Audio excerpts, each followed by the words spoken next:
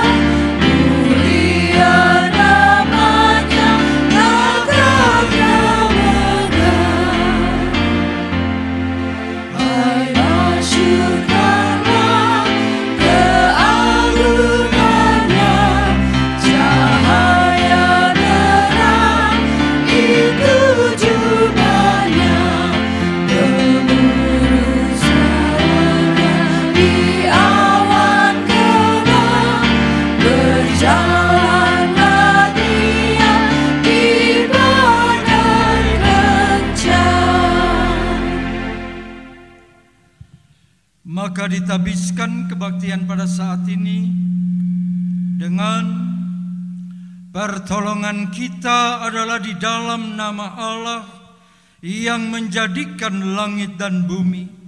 Turunlah atas kita sekalian anugerah dan damai sejahtera dari Allah Bapa dan anaknya Yesus Kristus Tuhan kita, dan dari pertolongan Roh Kudus. Amin. Berita hidup baru bagi kita pada hari ini terambil dari Mazmur 32 ayatnya yang pertama dan yang kedua. Berbahagialah orang yang diampuni pelanggarannya, yang dosanya ditutupi. Berbahagialah manusia yang kesalahannya tidak diperhitungkan Tuhan dan yang tidak berjiwa penipu. Amin. Shalom Bapak Ibu yang saya kasihi dalam nama Tuhan Yesus. Para ibu bapak yang ada di rumah, kita mau masuk dalam ibadah kita pada hari ini. Karena kita adalah orang-orang yang paling berbahagia, yang kesalahannya sudah tidak lagi diperhitungkan oleh Tuhan. Pelanggarannya tidak lagi diperhitungkan. Kita angkat pujian ini, sungguh besar setiamu.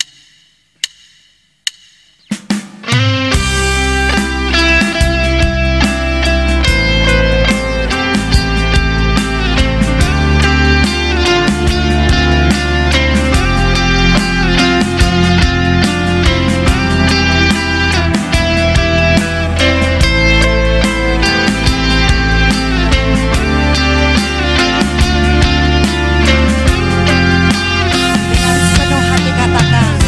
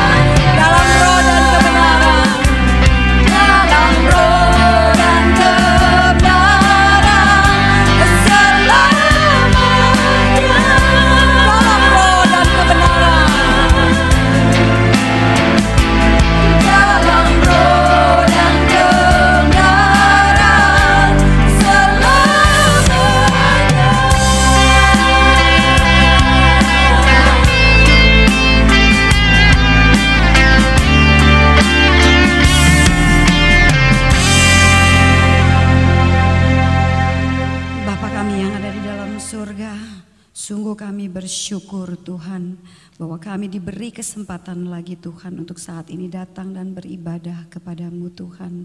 Kami mau datang, kami mau bersyukur, kami mau menyanyikan puji-pujian kami kepadamu. Kami mau datang kepadamu dan duduk diam juga mendengar firman-Mu. Bapa, biarlah Engkau yang memberkati kami yang ada di sini maupun kami yang ada di rumah. Kami sama-sama diberkati, kami sama-sama diurapi, dan hati kami sama-sama disiapkan untuk memuji Tuhan dan juga untuk menerima berkat firman-Mu. Segala kuasa gerak roh jahat yang ada di tempat ini ataupun di rumah masing-masing, kami mau bersatu hati mematahkan kuasanya di dalam nama Tuhan Yesus. Kami mau terus memuji-muji nama-Mu saat ini di dalam nama Tuhan Yesus. Amin. Silakan duduk, jemaat sekalian yang di rumah boleh silakan duduk juga. Kita mau terus menyanyi, kita mau terus memuji Tuhan, dan kita mau angkat pujian ini. Tiap langkahku diatur oleh Tuhan.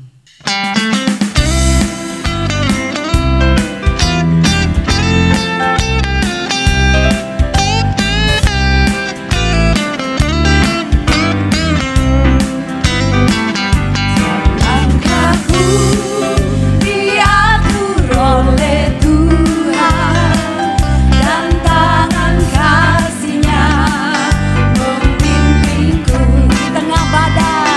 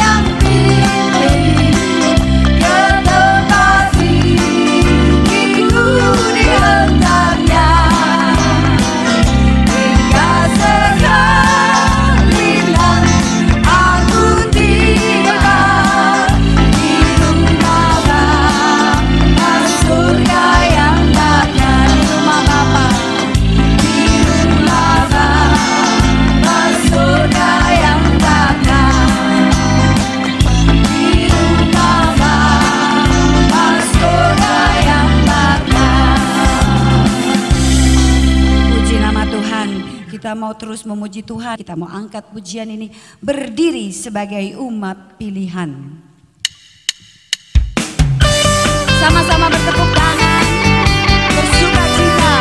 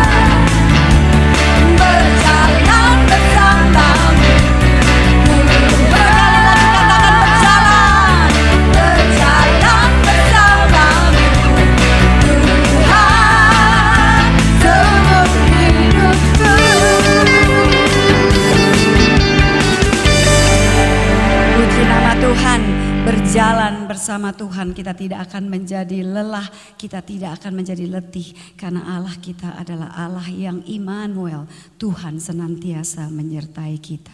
Tiba saatnya kita mau menerima berkat firman Tuhan. Saya undang kita semua yang ada di sini dan juga di rumah, kita mau bangkit berdiri, kita mau angkat pujian ini. Firman-Mu berkata, Kau besertaku, maka kuatlah roh dan jiwaku.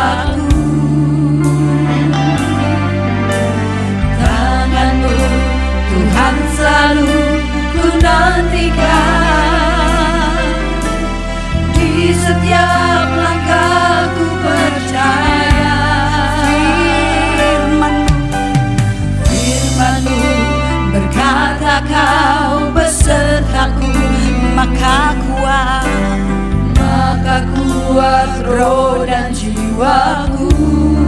Tangan-Mu Tuhan, tangan-Mu Tuhan selalu ku nantikan. Di setiap langkah ku berjalan,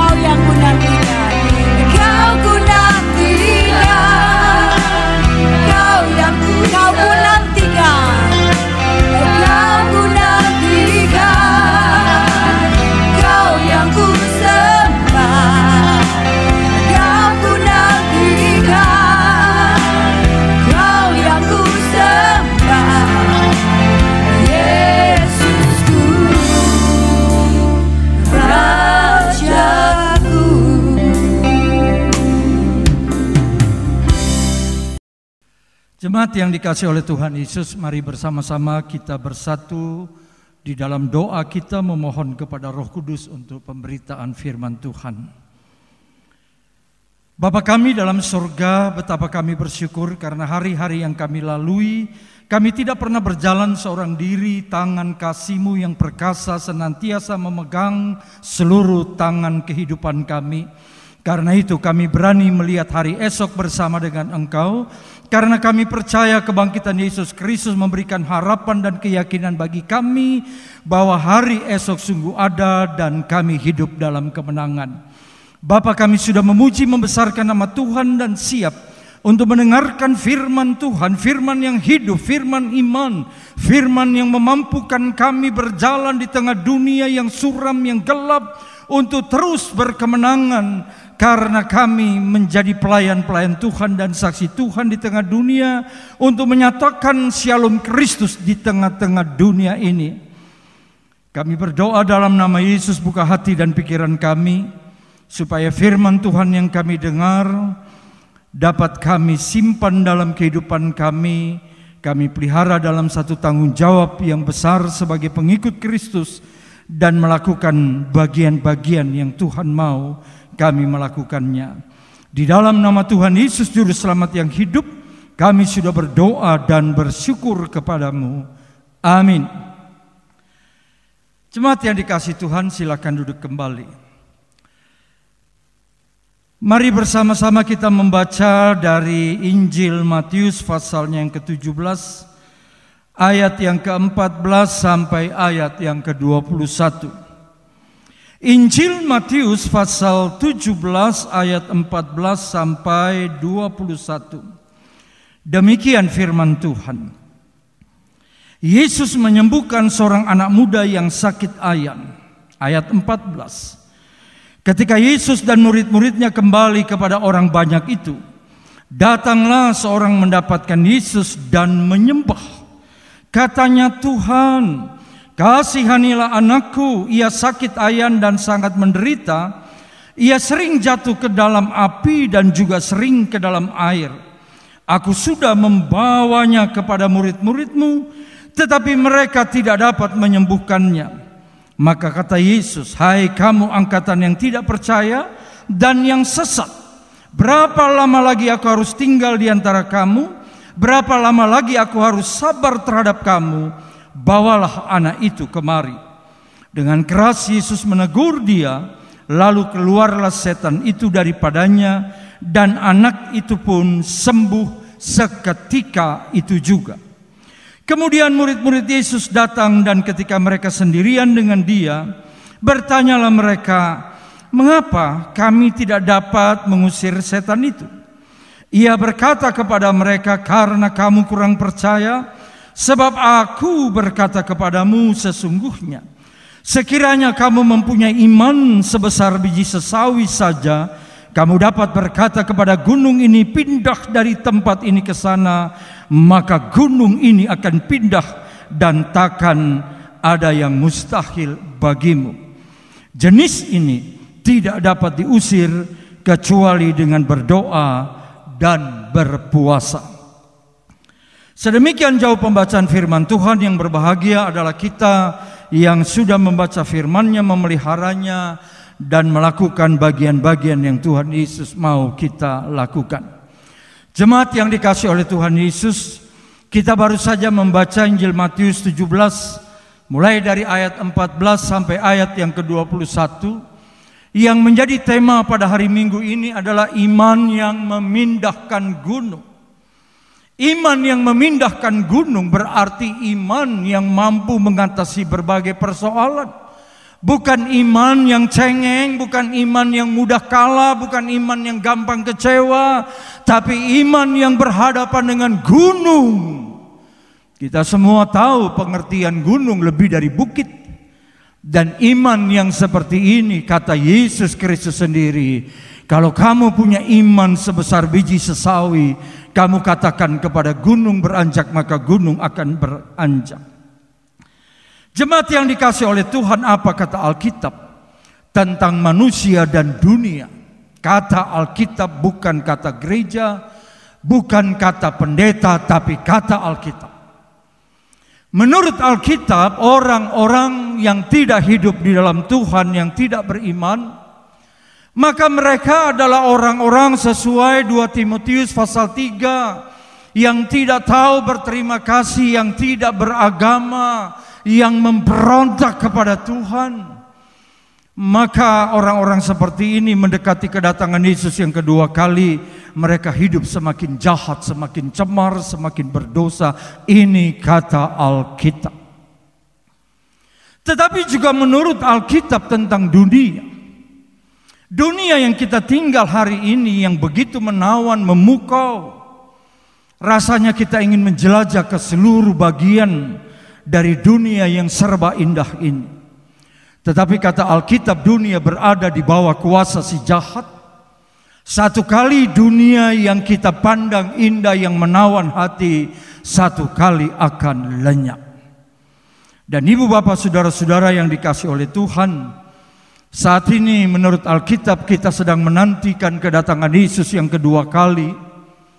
Dan semakin Yesus Kristus datang kedua kali, kuasa-kuasa dunia ini semakin menguasai, mempengaruhi seluruh manusia yang tidak hidup di dalam Kristus. Dan mereka adalah orang-orang yang pada dasarnya tidak memiliki iman. Dan karena itu, pada bagian awal ini saya ingin menyampaikan iman yang memindahkan gunung.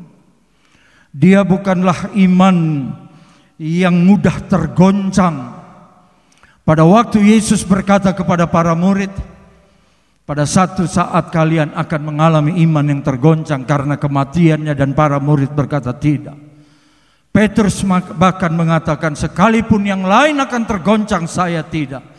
Tetapi Petrus justru adalah murid yang paling tergoncang imannya, karena dialah satu-satunya murid yang berkata, saya tidak mengenal Yesus, bahkan mengutuk tidak mengenal Yesus. Iman sangat kita butuhkan. Iman seperti yang saya ungkapkan merupakan sesuatu yang abstrak, tapi dia hidup dalam kehidupan saya dan saudara.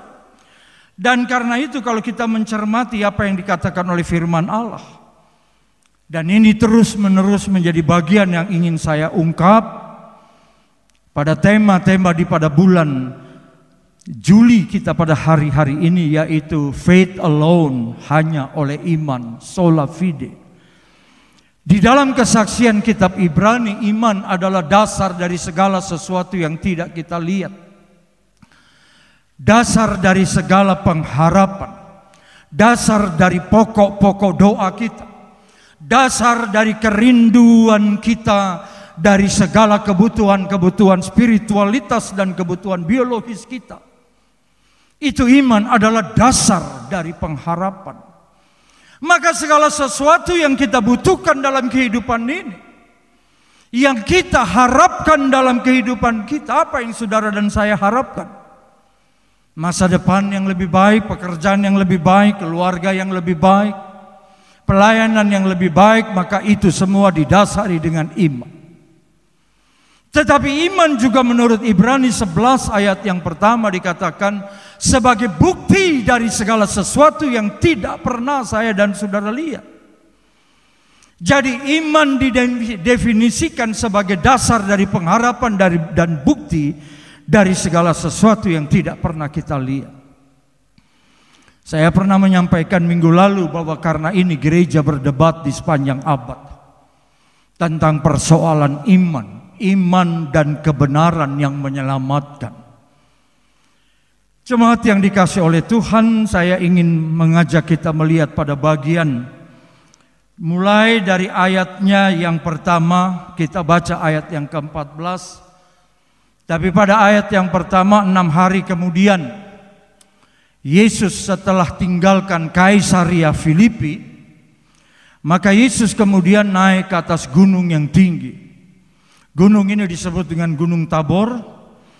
Dan Yesus hanya membawa 3 orang murid, yaitu Yakobus, Petrus, dan Yohanes. 3 orang ini menjadi khusus dari barisan murid yang 12 orang. Pada waktu Yesus berada di Taman Getsemani, maka Yesus juga membawa Petrus, Yakobus, dan Yohanes. 3 orang ini kemudian akan menulis kitab-kitab penting di dalam meditasi spiritualitas mengikut Kristus, tetapi juga menjadi pengikut Kristus yang memiliki iman mampu mengalahkan dan memindahkan gunung. Ketika kemudian Yesus naik ke atas gunung bersama dengan 3 murid ini, yaitu Petrus, Yakobus, dan Yohanes, ibu bapa membaca dalam Alkitab Andreas, Filipus, Bartolomeus, Matius, Thomas, bahkan Tadeus, Simon orang Selot, dan Yudas Iskariot tidak diajak. Hanya 3 orang. Dari Yesus turun ke 3 orang, Petrus, Yakobus, dan Yohanes, lalu turun kepada 9 orang, lalu kepada 120 orang, yaitu murid semua. Kenapa Yesus mengajak Petrus, Yakobus, dan Yohanes ke atas gunung di mana Yesus kemudian mengalami transfigurasi?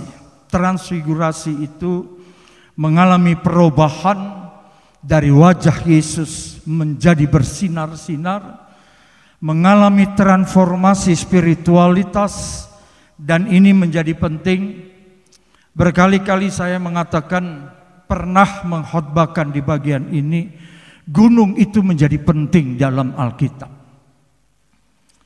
Ketika Tuhan ingin menyampaikan hukum yang dikenal dengan 10 hukum, maka Tuhan bicara kepada Musa di atas gunung Sinai. Kemudian ketika Elia harus menunjukkan kepada siapa bangsa Israel ikut, kepada para Baal atau kepada Tuhan, maka itu terjadi di gunung Karmel. Kemudian di gunung Tabor, ada gunung Hermon, ada juga kemudian gunung Nebo, di mana kemudian Musa melihat tanah Kanaan dan dia tidak bisa masuk, serta Sion yang terkenal. Khotbah yang terkenal dari Yesus bukan di lembah. Khotbah dari Yesus yang terkenal adalah khotbah di atas bukit. Di atas bukit, di gunung, untuk menunjukkan bahwa siapa yang boleh naik ke atas gunung yang tinggi itu.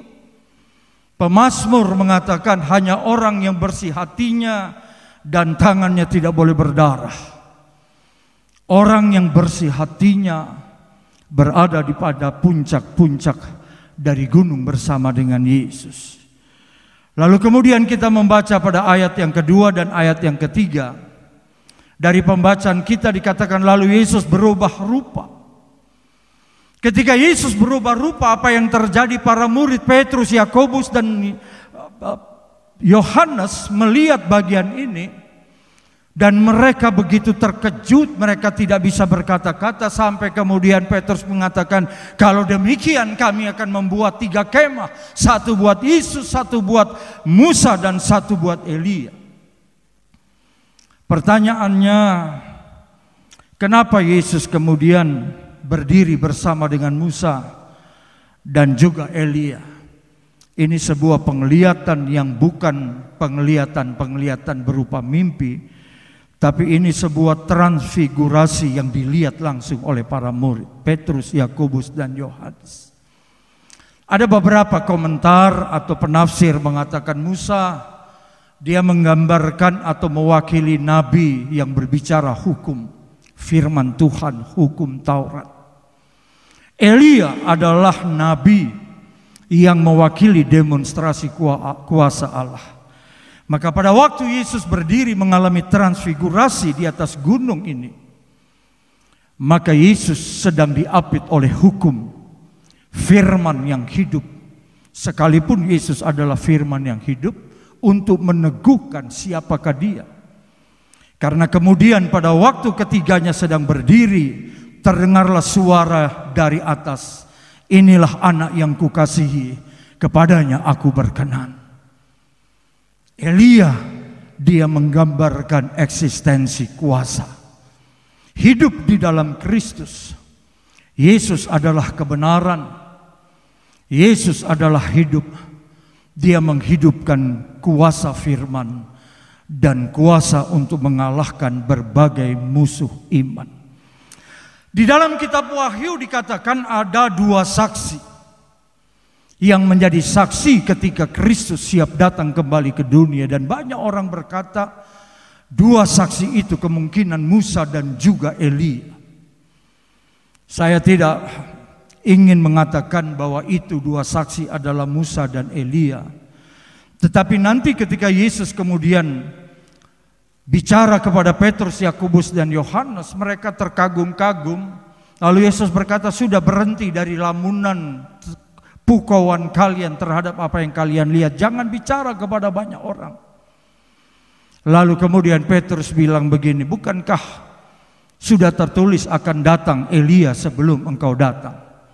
Kemudian Yesus mengatakan, Elia sudah datang, cuma kamu tidak mengetahuinya. Dan mereka tahu itu adalah Yohanes Pembaptis sebagai pembuka jalan bagi datangnya Mesias itu. Tetapi transfigurasi di atas gunung ini menunjukkan kepada kita sekalian pentingnya meditasi spiritualitas bagi kita. Kita hidup di tengah dunia yang super sibuk, yang hiruk pikuk, maka kita hampir tidak punya waktu bersama dengan Allah. Hal-hal yang penting tidak pernah Yesus nyatakan di bawah, tetapi diajak naik ke atas bukit.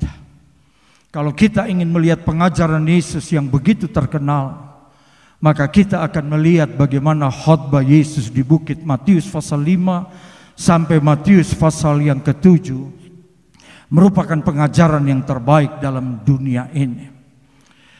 Jemaat yang dikasih oleh Tuhan, di layar yang jemaat lihat adalah gambaran dari bukit yang terkenal. Sebagian mengatakan transfigurasi Yesus sebenarnya ada di Hermon, tapi sebagian lagi tidak. Ini masih menjadi pertentangan, karena pada waktu itu orang tidak mencatatnya dengan begitu jelasnya. Tetapi kalau saya dan saudara percaya, bukan persoalan nama gunungnya, tapi persoalan ada apa di atas gunung itu. Ketika Yesus mengalami transfigurasi di atas gunung Tabor, mengalami perubahan wajah yang bercahaya, muka Musa yang bercahaya, muka Elia yang bercahaya, itu merupakan transformasi yang harus dimiliki oleh setiap pengikutnya, terutama Petrus, Yakobus dan Yohanes. Tetapi nanti ketika mereka turun dalam pembacaan kita ayat 14 sampai ayat 21, 9 murid yang tidak bersama dengan Yesus di atas gunung Tabor, mereka tidak mampu mengusir kuasa jahat dari seorang anak yang dikatakan mengalami sakit ayan. Dan karena itulah kemudian saya ingin mengatakan penting bagi saya dan saudara, berkali-kali kita membaca di dalam Alkitab Yesus menyendiri dan berdoa semalaman. Hal seperti ini untuk membangun eksistensi iman. Yesus bukan kita dan kita bukan Yesus. Yesus hanya memberikan, bukan hanya Yesus memberikan gambaran yang begitu jelas. Membangun hubungan dengan Bapa merupakan prioritas terdasar setiap orang yang ingin melayani Tuhan dan yang ingin memiliki iman yang kuat. Dan karena itulah setelah peristiwa transfigurasi, kita baca pada ayat yang ke-14, ketika Yesus dan para murid Petrus, Yakobus dan Yohanes turun ke bawah, turun dari puncak gunung Tabor. Tidak dijelaskan berapa panjang waktunya, tapi ketika mereka turun, ada hiruk pikuk di sekelompok orang. Dan kemudian ada seorang ayah yang menggendong anaknya dan dia datang kepada Yesus. Saya sudah minta kepada para muridmu untuk menyembuhkan anak saya yang sakit ayan ini. Tetapi kata orang tua yang punya anak ini bahwa para murid yang sudah pernah diberi kuasa oleh Yesus, yang diutus oleh Yesus mengusir setan, tiba-tiba kehilangan kuasanya. Dan mereka tidak mampu untuk bisa menolong anak yang sakit ini. Dan apa kemudian yang terjadi, jemaat yang dikasih oleh Tuhan, pada ayat yang ke-15 pembacaan kita? Ada sebuah ungkapan yang membuka mata hati kita, karena orang tua ini berkata, kasihanilah anakku. Sebuah persoalan dari anak yang menjadi perwakilan dari kita sekalian di hadapan Kristus adalah kasihan. Lagu-lagu pada abad pertama sampai abad yang keempat diwarnai dengan kalimat-kalimat Kristus kasihanilah kami, Kristus kasihanilah kami. Jikalau manusia tidak mengalami pengasihan dari Tuhan, maka manusia tidak akan berdaya menghadapi apapun juga. Orang tua ini dengan nada bergetar dia berkata, anakku sangat menderita. Sebentar dia dibawa ke api, sebentar dia dibawa ke air. Dan kami semua tidak berdaya. Saya berharap kepada murid-muridmu, karena saya sudah mendengar murid-muridmu pernah mengusir setan, menyembuhkan orang sakit. Tetapi sekarang mereka tidak juga berdaya. Ini sebuah permohonan yang menyentuh hati. Sudah membawa kepada murid-muridmu, tetapi mereka tidak dapat menyembuhkannya. Ada apa dengan murid? Ada apa dengan pelayan-pelayan Tuhan? Ada apa dengan pemimpin-pemimpin yang tiba-tiba kehilangan kuasanya?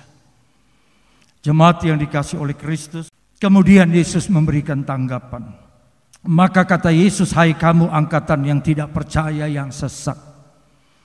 Sesat di sini bukan diartikan mengikuti ajaran yang lain, tapi sesat di sini memiliki 3 arti yang penting. Yang pertama, tidak mampu mengenali dirinya sendiri bersama dengan Yesus bisa lakukan perkara yang besar. Yang kedua, sesat di sini menggambarkan ketidakmampuan melihat sebuah persoalan yang terjadi, yang dilihat oleh banyak orang. Mungkin saja 9 murid yang lain berpikir begini, kalau saja itu di tempat yang sepi bersama Yesus kami bisa atasi. Tetapi kalau di tengah masyarakat yang majemuk, maka pikiran dari para murid mengembara kemana-mana dan mereka kehilangan kemampuannya. Yang ketiga, sesat di sini mengartikan bahwa para murid sesungguhnya tidak pernah yakin kuasa Allah, kuasa Yesus, kuasa utusan terus menerus terjadi dalam kehidupannya. Saya pendeta yang anti dengan nyanyian yang mengatakan minta urapan yang baru. Karena siapa yang hidup dalam Kristus, Kristus yang diurapi, dia tetap berada dalam pengurapan. Alkitab tidak mengajarkan hari ini masuk ke dalam Kristus, besok keluar. Tetap tinggal di dalam Dia, maka tetap berada di dalam pengurapan. Ini kesalahan para murid. Dan karena itu Yesus berkata, kamu sama, para murid sama dengan angkatan yang tidak percaya. Angkatan yang tidak percaya ini adalah mereka yang sebenarnya sudah mengecap bagaimana roti dan ikan mengenyangkan mereka ketika 5.000 dan 4.000 orang mengiring Yesus dan mereka lapar dan mereka sudah kenyang akan hal itu. Tapi ternyata sekalipun sudah menerima mujizat, makan kenyang, mereka tetap disebut sebagai angkatan yang tidak percaya. Di dalam Injil Yohanes pasalnya yang ke-6, kalau kita baca ayat 60 sampai ayat 66, sebelumnya ini ayat menjadi ayat yang paralel dengan Matius pasal 17, Matius pasal 16, Matius pasal 15. Matius pasal 15 yang menggambarkan sebuah keberadaan. Yesus memperhatikan banyak orang, ingin mengubah hidup orang, bahkan memberikan transformasi kepada hidup banyak orang. Tetapi sayang mereka hanya ingin ikut Yesus karena roti. Dan karena itu di dalam ayat yang ke-60 Injil Yohanes pasal 6 Yesus berkata, kamu mencari aku bukan karena aku. Kamu mencari aku karena roti yang aku berikan kepadamu. Lalu Yesus berkata, akulah roti yang hidup itu. Ketika para pengikut Yesus yang jumlahnya ribuan ini mendengar ucapan Yesus, akulah roti kehidupan yang turun dari sorga, mereka berkata perkataan ini keras. Lalu pada ayat yang ke-66, ibu bapak nanti bisa baca di rumah, menggali kebenaran ini. mereka mundur daripada Yesus. Kenapa mereka mundur?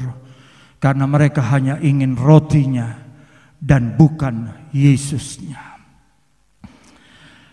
Ketika Yesus berkata, berapa lama aku harus tinggal di antara kalian, hai angkatan yang tidak percaya dan yang sesat. Kalau ini terjadi kepada mereka yang tidak pernah alami mujizat Tuhan, mungkin kita akan berpikir, ya maklum, mereka mungkin penduduk-penduduk yang menyembah dewa, menyembah gunung, tapi mereka sudah bersama dengan Yesus. Orang Kristen yang sudah hidup bertahun-tahun bersama dengan Yesus, lalu kemudian mereka kehilangan kuasa dan imannya, itu kegagalan yang terbesar. Dan dari sini kemudian kita membaca pada ayat yang berikutnya, Yesus berkata pada ayat yang ke-19, bahwa ketika Yesus bersama dengan murid, hati Yesus maksul, dia bicara kepada murid, dan murid akhirnya mengaku, berkata kepada Yesus, Guru, kenapa tadi itu kami tidak bisa usir setan? Ada apa? Apakah kami sudah kehilangan kuasa yang Engkau berikan? Ini menjadi sebuah dilematis yang muncul pada kehidupan para murid. Dan kemudian Yesus berkata, karena kamu kurang percaya. Jemaat yang dikasih oleh Tuhan, di Alkitab berkali-kali dikatakan, jangan takut, asal tidak bimbang hatimu, percayalah. Itulah yang Allah berikan di dalam Kristus kepada para murid, kepada gereja, kepada orang percaya. Tetapi kemudian kita membaca pada ayatnya yang ke-20, Yesus berkata, karena kamu kurang percaya. Terjemahan yang lain mengatakan karena imanmu kecil. Tetapi Yesus ingin mengatakan sekalipun imanmu kecil tidak jadi soal. Asal tetap beriman. Iman yang kecil tidak perlu dipersoalkan asalkan dia beriman kepada Allah yang besar. Setiap orang yang memiliki iman yang kecil seperti biji sesawi, selama itu berkaitan dengan Yesus Allah yang maha besar, iman itu berkualitas. Lalu Yesus berkata, karena imanmu, karena percayamu yang menjadi masalah, engkau tidak bisa membereskan anak kecil itu. Tetapi kalau kamu menjalankan iman yang ada dalam kehidupanmu, kamu bisa berkata kepada gunung ini beranjak, dan gunung itu akan beranjak. Pindah dari sini ke sana. Dalam catatan sejarah belum pernah ada Gunung Tabor pindah ke Gunung Hermon pindah ke Gunung Sion. Tetapi gunung ini merupakan kalimat figuratif daripada Yesus untuk menggambarkan persoalan yang begitu besar, di mana kita seakan-akan menjadi sangat kerdil melihat masalah yang besar. Seringkali saudara dan saya mendengar ungkapan dari banyak hamba-hamba Tuhan, kalau kita melihat Allah yang besar dan Allah itu besar di mata iman kita, maka sehebat apapun persoalan yang saudara hadapi menjadi kecil dan saudara bisa atasi. Tetapi kalau saudara melihat persoalan saudara terlampau besar dan Allah biasa saja, saudara tidak akan mampu bisa mengatasi persoalan. Jemaat yang dikasihi oleh Tuhan Yesus, iman menjadi sangat penting, mendasar dalam kehidupan kita.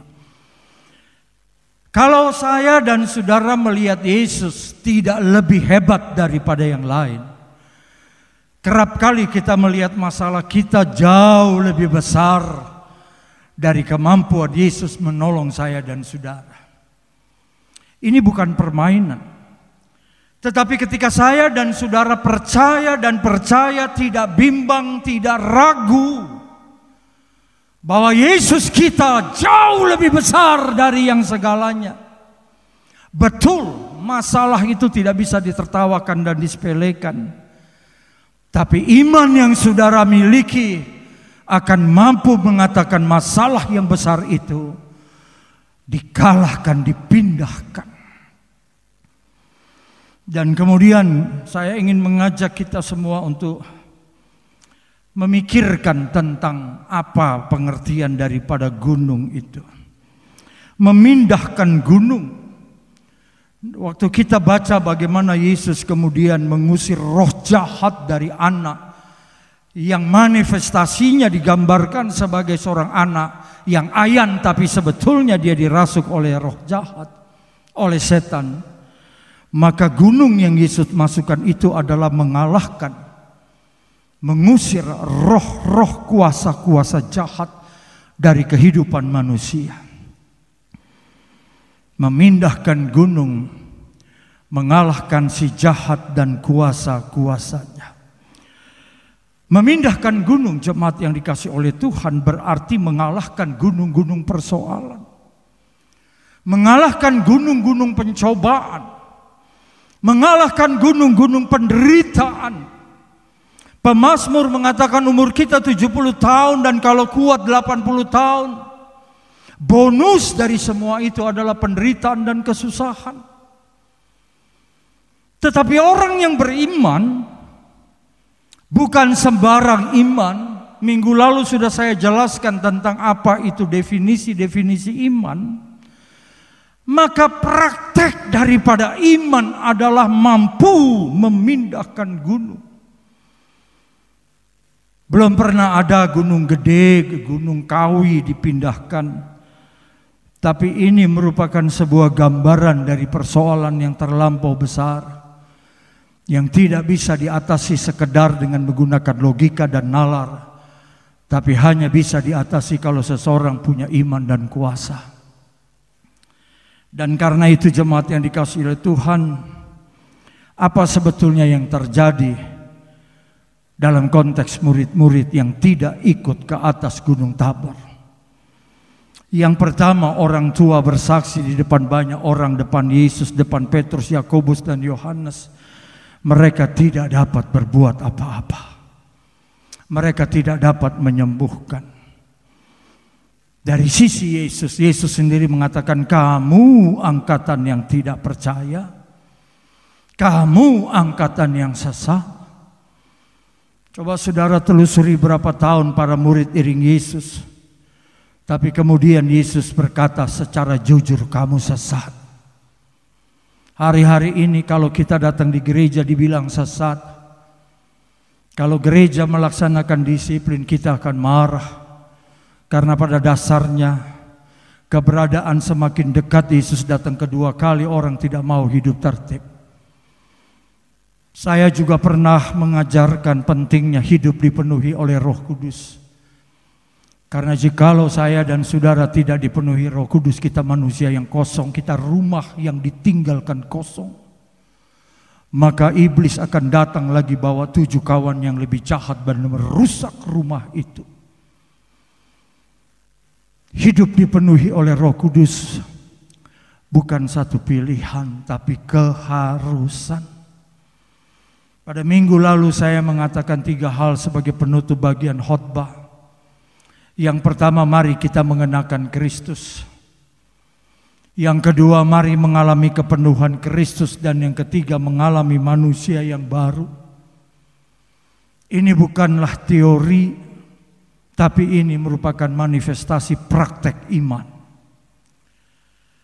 Sehebat apapun manusia hidup pada zaman sekarang, kalau tidak menjadi sungguh-sungguh di dalam Kristus, dia menjadi orang Kristen seperti 1 Korintus 2 katakan, yaitu orang Kristen yang duniawi. Orang Kristen yang duniawi adalah orang Kristen yang mau sambut Yesus sebagai juru selamat, yang mau menerima Yesus sebagai penyembuh, yang mau mengundang Yesus sebagai penolong untuk bisnis, untuk keluarganya.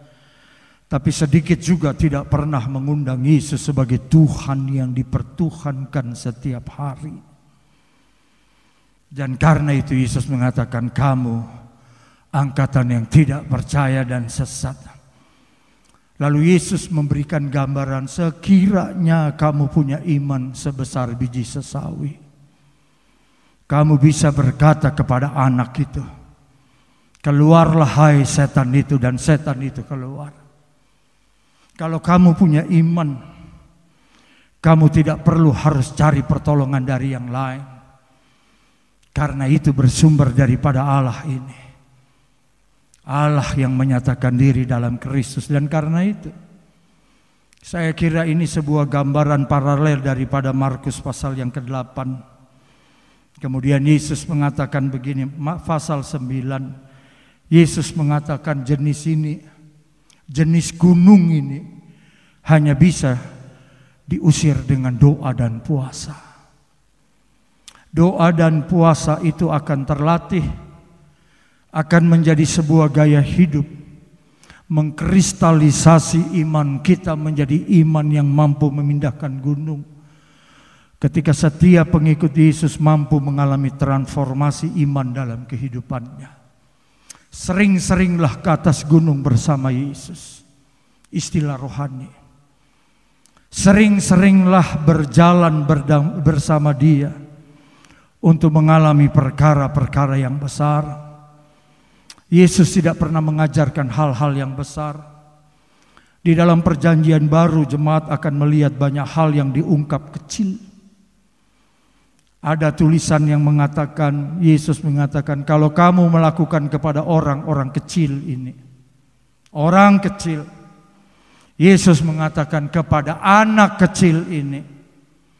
Yesus berkata, ikan yang kecil, kalau kamu setia dari perkara yang kecil, biji sesawi yang kecil, sampai kitab Wahyu dikatakan kitab kecil yang terbuka, kecil.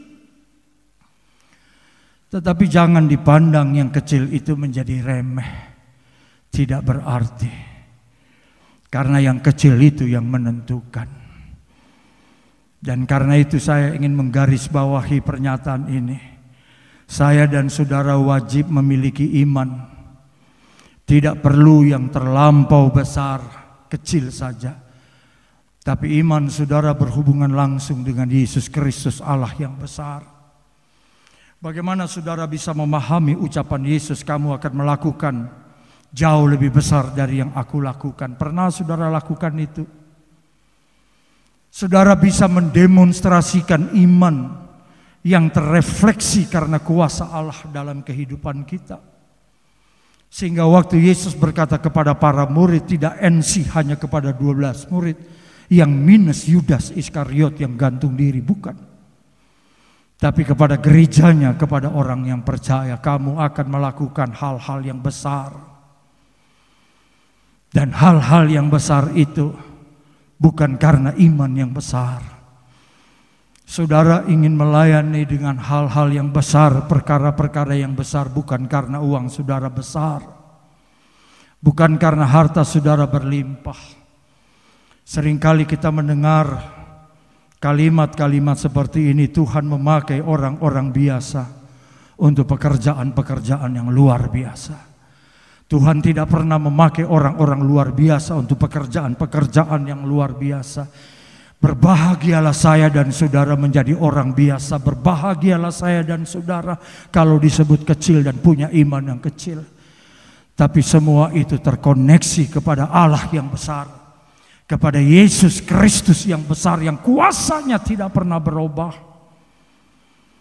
Jemaat yang dikasihi oleh Tuhan, mengapa Yesus seakan-akan maksul lihat murid seperti ini?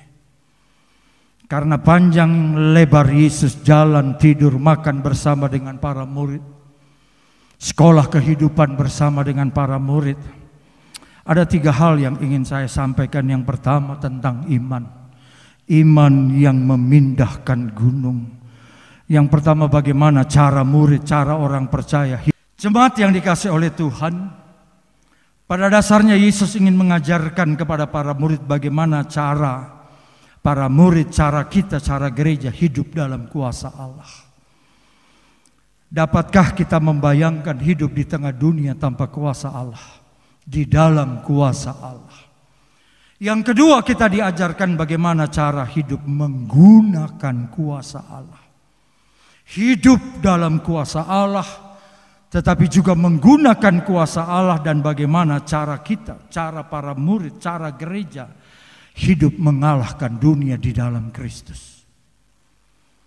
Ini menjadi bagian yang penting, karena dengan hidup dalam kuasa Allah, kita akan mentransformasi kuasa Allah dalam seluruh aktivitas kehidupan kita, dan itu akan mengalahkan dunia. Iman yang mengalahkan dunia, seperti minggu lalu saya sampaikan, adalah iman yang fides viva. Iman yang hidup secara vital. Iman itu bukan barang rongsokan, bukan pajangan. Dia bukti dari segala sesuatu yang tidak kita lihat. Iman yang menghasilkan kuasa Allah. Iman yang berunsur pengetahuan notisia. Iman yang berunsur tentang persetujuan esen, dan iman yang bersetujuan atau berunsur mempercayakan diri fidusia. Saudara-saudara, pengetahuan menjadi penting. Rasul Paulus, rasul yang pandai di dalam hukum Taurat, ketika dia hidup dalam Kristus, dia berkata, keinginan hatiku ialah mengenal Dia, Allah yang besar. Rasul Paulus juga pernah mengatakan dalam Roma pasal 10 ayat 2, aku bisa bersaksi mereka orang-orang yang gila tetapi ternyata tanpa pengertian yang benar. Iman yang berunsur persetujuan, sama kemudian ketika kita melihat bagaimana Abraham ingin mempersembahkan anaknya Ishak. Sebelum sampai ke puncak bukit, Abraham berkata begini kepada para bujangnya, tinggallah di sini karena kita akan kembali bersama. Sesuatu yang berani melakukan hal-hal yang tidak masuk akal. Petrus lihat Yesus berjalan di atas air dan Petrus berjalan di atas air.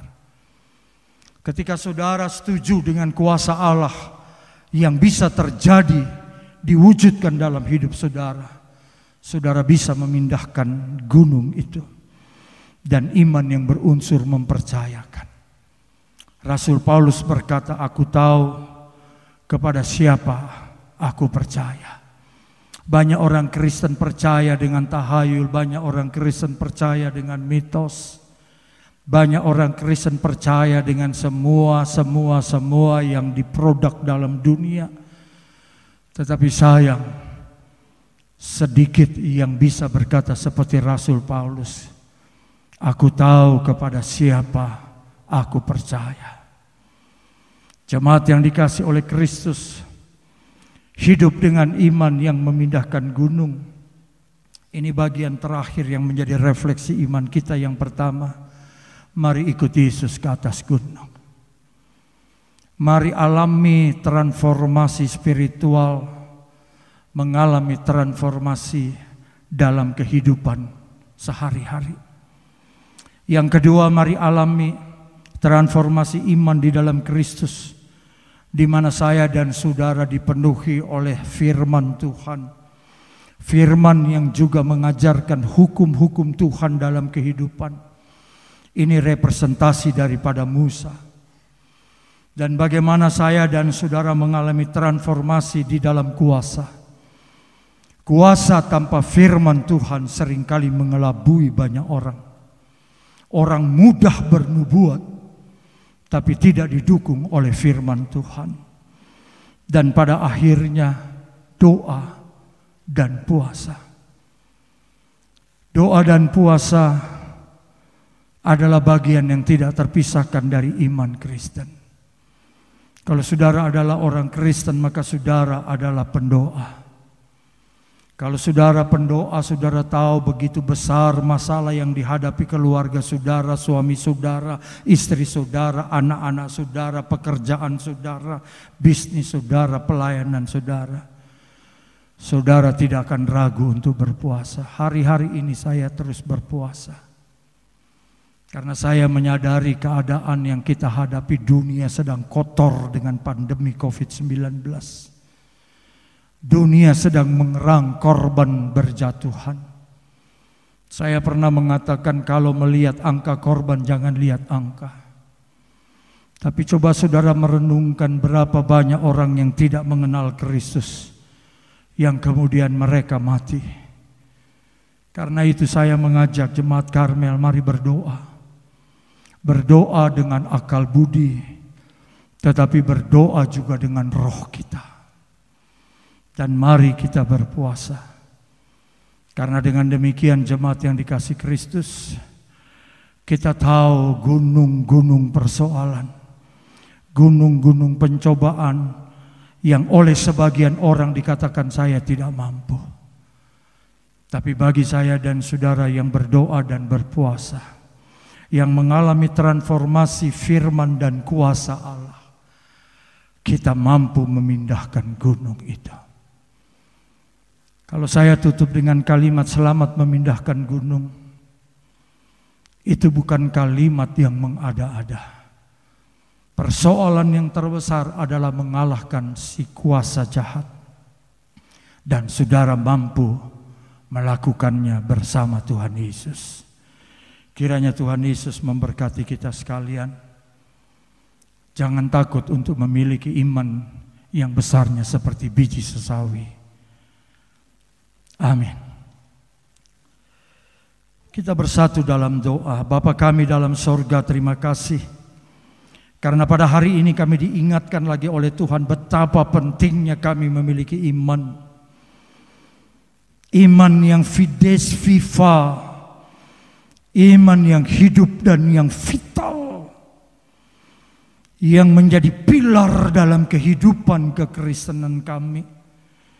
Tanpa iman yang seperti ini, kami tetap akan dianggap sebagai angkatan yang tidak percaya dan yang sesat. Dan kami tidak mau menjadi orang Kristen yang sia-sia. Bapa, buka mata hati kami, bahwa kami naik ke atas gunung-Mu untuk mengalami transformasi iman, untuk mengalami kuasa dari firman dan kuasa dari Allah itu bekerja dalam kehidupan kami. Kalau selama ini kami hanya membaca Alkitab, sekarang kami mau beranjak lebih jauh lagi, yaitu berdoa serta berpuasa. Tolong kami ya Bapa. Tanpa campur tangan daripada-Mu, kami tidak mampu berbuat apa-apa. Bersamalah dengan kami yang ada di rumah. Engkau tahu keberadaan kami. Ada di antara kami yang telah dihentikan dari pekerjaannya, usaha yang menjadi sulit, dan berbagai persoalan yang terjadi. Semua itu adalah gunung yang terlampau besar di hadapan kami. Tetapi dengan iman yang Kau berikan kepada kami, dengan adanya kebangkitan kuasa firman dan kuasa Allah, disertai dengan menyediakan sarana kehidupan kami sebagai rumah doa dan berpuasa di hadapan-Mu, sehebat apapun gunung itu, kami mampu memindahkannya dan mengalahkannya. Damai sejahtera-Mu Engkau hadirkan di rumah-rumah kami, di tempat-tempat usaha kami, di ladang-ladang pelayanan kami. Dan tidak ada alasan bagi kami yang percaya kepada Yesus menjadi orang-orang yang kalah dalam kehidupan ini. Yang sakit Tuhan sembuhkan, yang mengalami persoalan Tuhan buka jalan, yang merindukan usahanya kembali dilanjutkan lebih baik dari sebelum pandemi COVID-19. Engkau lakukan itu karena iman dalam hidup kami. Yang berhenti bekerja, Engkau akan memberikan pekerjaan yang jauh lebih baik. Terima kasih Bapa, ini doa kami. Kami panjatkan kepada-Mu di dalam nama Tuhan Yesus Juru Selamat kami yang hidup, yang telah mengajar kami berdoa. Bapa kami yang di sorga, dikuduskanlah nama-Mu. Datanglah kerajaan-Mu, jadilah kehendak-Mu di bumi seperti di sorga. Berikanlah kami pada hari ini makanan kami yang secukupnya, dan ampunilah kami akan kesalahan kami, seperti kami juga mengampuni orang yang bersalah kepada kami. Dan janganlah membawa kami ke dalam pencobaan, Tetapi lepaskanlah kami daripada yang jahat, karena Engkaulah yang mempunyai kerajaan dan kuasa dan kemuliaan sampai selama-lamanya. Amin. Hidup dalam kuasa Allah. Kita diajarkan hidup bukan hanya tahu, tapi kita hidup dalam kuasa Allah. Jemaat yang dikasihi oleh Tuhan Yesus, mari kita bangkit berdiri. Saya ingin mengajak kita sekalian menyanyikan satu nyanyian yang mengubah banyak kehidupan orang yang seringkali hatinya diliputi dengan gundah gulana. Ku percaya mujizat. Saudara-saudara, ada banyak orang hari-hari ini membutuhkan iman, dan kita punya Tuhan Yesus, di mana mujizatnya tidak pernah berubah. Mujizatnya masih selalu tersedia buat saya dan saudara. Mari saya ajak saudara-saudara nyanyikan lagu ini dengan iman saudara, dan percaya bersama dengan Dia kita lakukan hal-hal yang besar. Percaya mujizat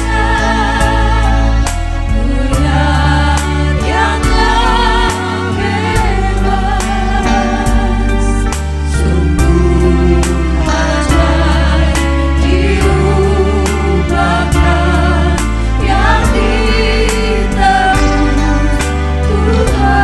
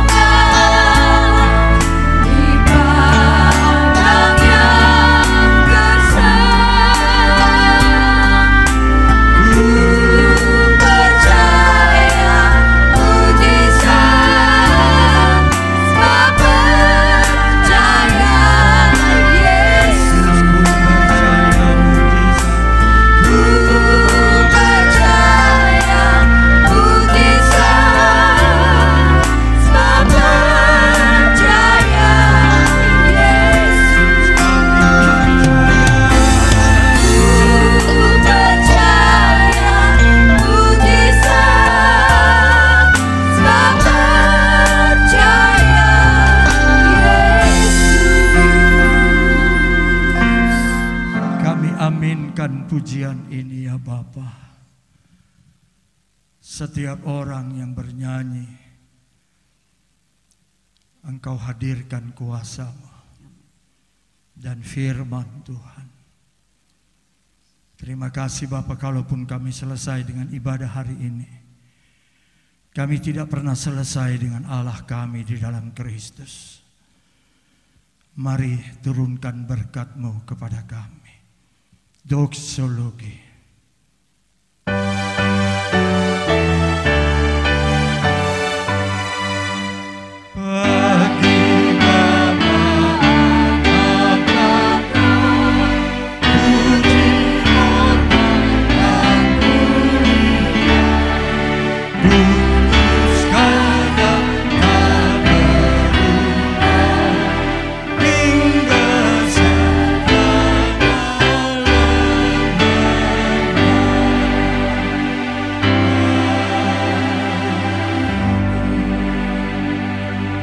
Yang dikasih oleh Tuhan Yesus, arahkanlah hati dan pikiranmu dari tempat di mana engkau berdiri. Terimalah berkat dari Tuhan. Adapun anugerah dari Allah Bapa, kasih dari Tuhan Yesus Kristus, serta persekutuan dari Roh Kudus menyertai saudara-saudara sekalian, mulai dari saat ini sampai Tuhan Yesus Kristus datang kembali, bahkan sampai selama-lamanya. Amin.